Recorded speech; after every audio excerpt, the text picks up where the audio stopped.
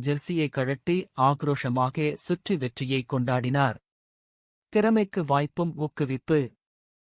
சவுரவ் கங்குலி திறமையான கேப்டனாக இருந்ததற்கு முக்கிய காரணமாக பார்க்கப்படுவது இளம் வீரர்கள் ஊக்குவிப்பது, அவர்களுடன் கலந்து உரையாடுவது. குறிப்பாக சுலபமாக அணுகக்கூடிய தலைவராக இருந்தார். எந்த ஒரு விஷயத்தை அவரிடம் மனம் திறந்து பேசுவதற்கும் வாய்ப்பு அளித்தார். முக்கியமான முடிவுகளை விளையாடும் மைதானத்திலே சக வீரர்களுடன் கலந்து ஆலோசித்து எடுத்து அதில் வெற்றியும் கண்டார். மிகத் திறமையான புகழ்பெற்ற கேப்டனாக வலம் வந்த கங்கோலியின் கிரிக்கெட் வாழ்வு 2005ஆம் ஆண்டு முதல் இரக்கம் கண்டது. பெரிய அளவில் ரன்களை குவிக்க தவறினார்.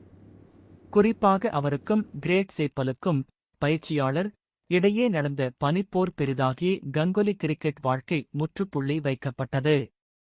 அவர் இந்திய